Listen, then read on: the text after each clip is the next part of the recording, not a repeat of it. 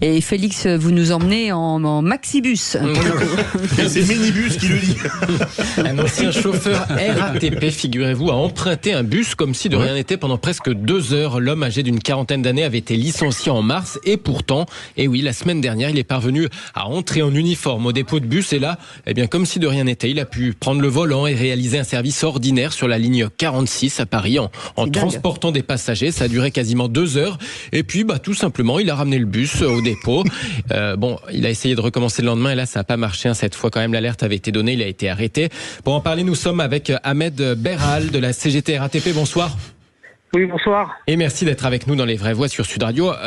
Pour vous, ça pose vraiment une question de sécurité, cette histoire. On imagine qu'il ne suffit pas de se pointer comme ça avec juste un uniforme pour pouvoir prendre un bus tout de même. Oui, voilà, la question c'est comment il a fait pour prendre un bus. Il est venu en uniforme à RATP, il est rentré, il y a une porte, il y a un portique.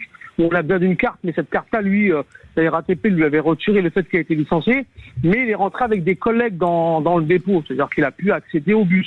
Quand il est monté dans son bus, justement, il y a une deuxième sécurité, c'est que savoir que les bus RATP, ils sont suivis par ciel, c'est un genre de GPS où c'est comme ça que les voyageurs peuvent savoir s'il y a un bus qui arrive dans 2 ou 3 minutes. Oui. À ce moment-là, quand on voit un bus sortir d'un dépôt et prendre des voyageurs, la régulation aurait dû comprendre qu'il y avait un bus qui avait rien à faire ici.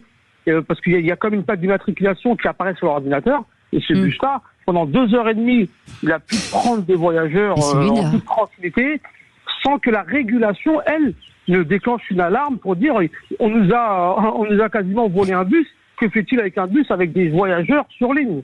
Et ça n'a pas été fait. Lorsqu'il est arrivé, il a dit que son métier lui manquait. C'est ça, sans doute, qui a dû toucher un petit peu ses collègues.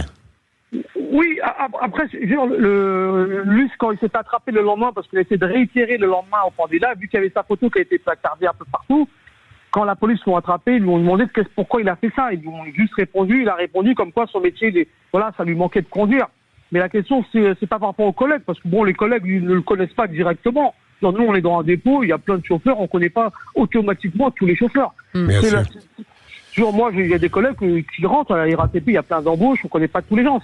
Comment se fait-il qu'il a pu rouler pendant 2h30 c'est fou, parce qu'en matière de sécurité, à 2 mois des JO, c'est... Là, on nous a dit par rapport aux JO, il faut que tout le monde ait des QR codes, il faut s'enregistrer sur des fichiers. En fin de compte, pourquoi s'inscrire sur des fichiers quand on peut prendre un bus et sortir avec? J'espère aussi que ça ne va pas susciter des vocations, que dans l'aérien, par exemple, un pilote ne va pas revenir, ou dans un hôpital, un chirurgien. Heureusement que le machiniste était quand même quelqu'un de un peu correct. Là, il a pris un bus, il voulait se faire un kiff, conduire avec des gens. Mais si on va dans l'extrême, heureusement qu'il n'a pas pris le bus, il va partir avec dans la Seine. Je veux dire, voilà. Si on peut aussi dans les extrêmes, bien sûr, vous avez raison. Quelque chose avec un bus, ça pèse comme 10 à 12 tonnes.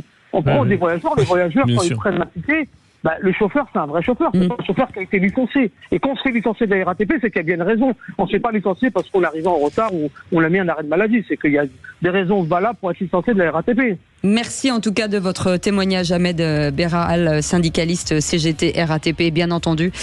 Heureusement qu'il y a des conducteurs qui ont... RATP, pour lui, ça voulait dire reviens à ta passion. Oh là, c'est bon ça. C'est très fin. Ouh là, malheureux. Ouais, dès qu'on met un peu d'intellect, évidemment, ça réagit pas. Si ça descendait en dessous de la ceinture, comme pendant les pubs, là, ça rirait. Je me suis envie de pleurer.